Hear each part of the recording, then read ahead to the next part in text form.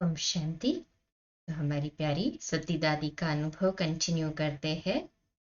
दादी जी शेयर करते हैं कि भगवान के बच्चे कभी भूखे नहीं रहेंगे। ये जो भगवान ने वायदा दिया था वो भगवान पूरा निभाते भी है। जब बेगरी पाठ चल रहा था उस समय की एक घटना मुझे याद आती है। एक दिन शाम का समय था।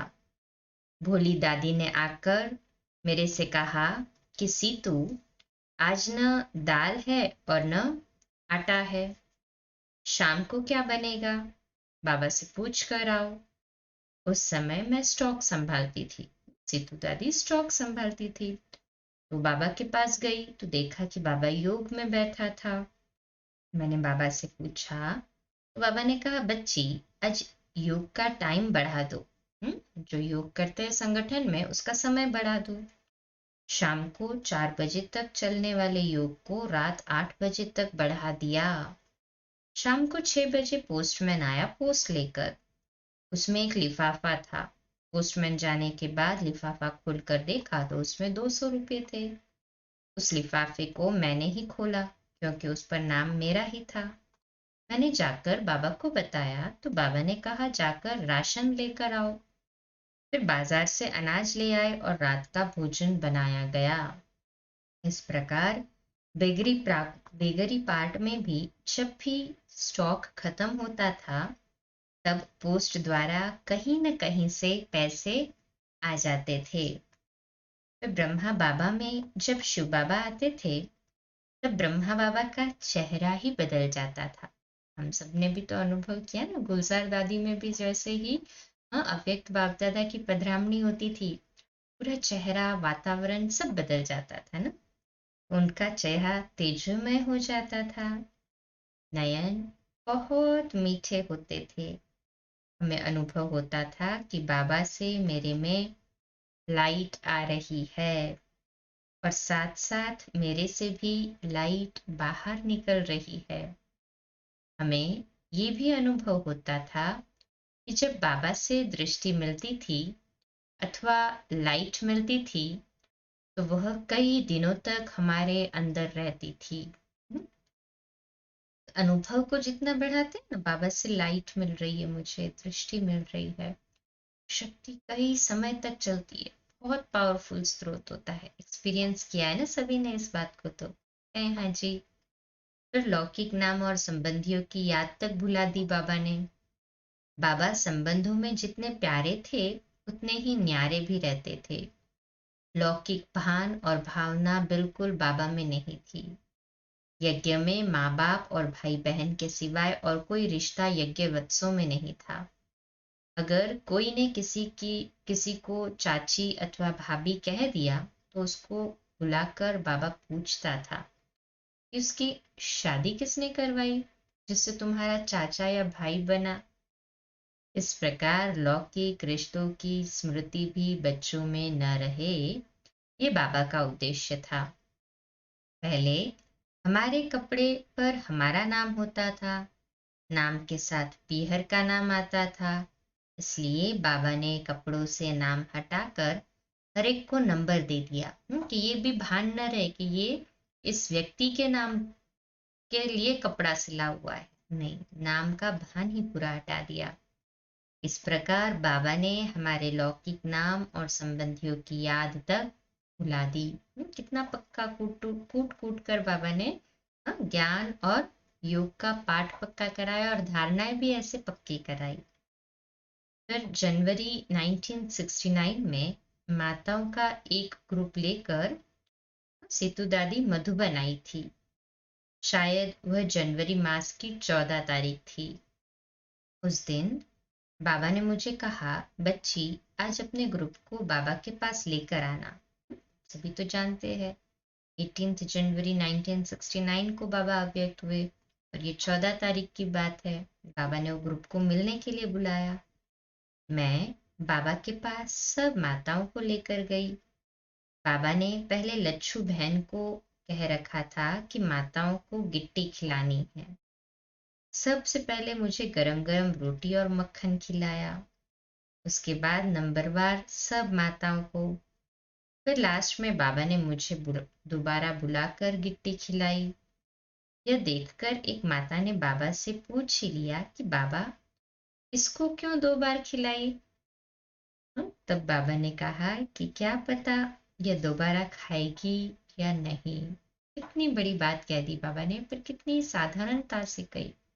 आज हम उस बात को समझ सकते, महसूस कर सकते हैं कि बाबा तो जान ही जाननहार था ना।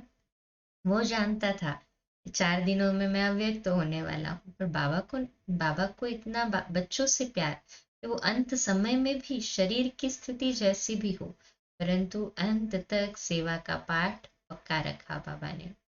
न मुरली छोड़ी, न योग छोड़ा, न सेवा छोड़ी। और धारणा मूर्त तो बाबा था, वैसा ही बच्चों को बनाता था। इसलिए तो नंबर 1 में गया ना, ऐसे ही थोड़ी इतना नंबर भारी मिला है बाबा को। हमें भी तो ऐसे बाप को फॉलो करना है ना पूरा पूरा। कहे हाँ जी बाबा।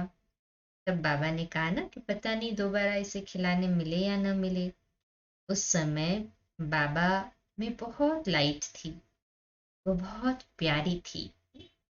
गुलजार दादी भी ना अनुभव सुनाती है ना कि जब वो फर्स्ट टाइम सूक्ष्म वतन में गई तो उन्हें एक चमकता हुआ लाइट का कार्व वाला शरीर दिखा, परंतु जब गहराई से देखा तब पता चला कि तो ब्रह्मा बाबा जैसा है।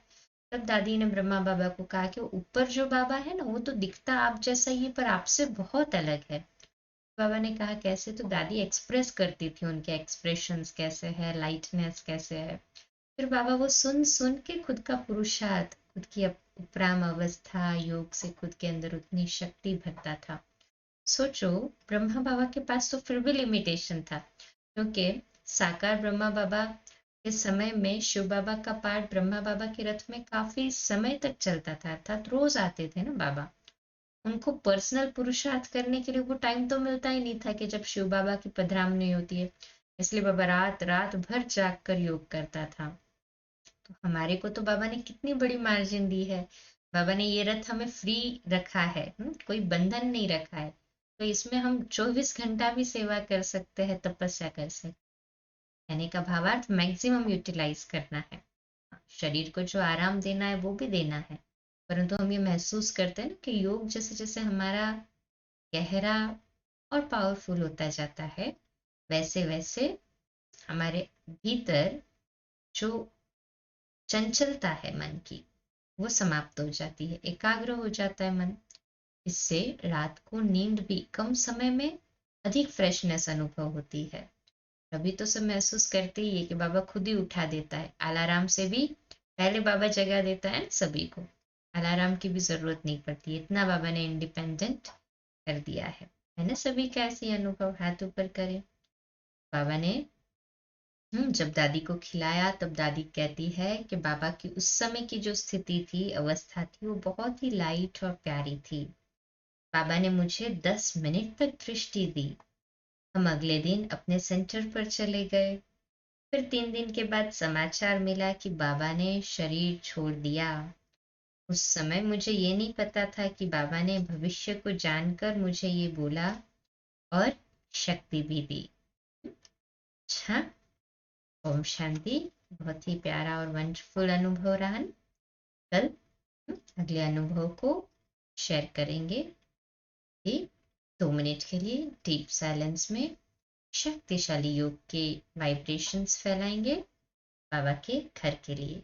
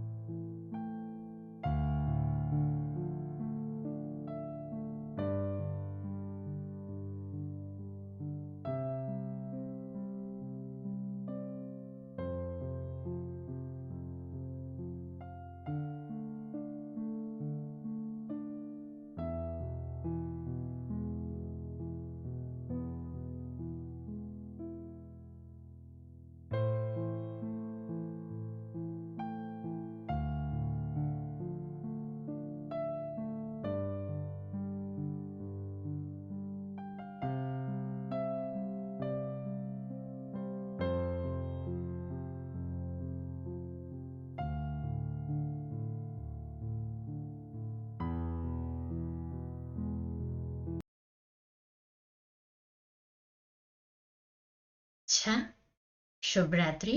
कल सुबह लाइव अमृतवेला मेडिटेशन मिलेंगे 3:30 से 4:30 और 4:30 से 5 प्यारे मीठे बाबा की मधुर मुरली के लिए। और रात्रि क्लास रोज की तरह 8:45 बजे। ओम शांति। शुभ रात्रि।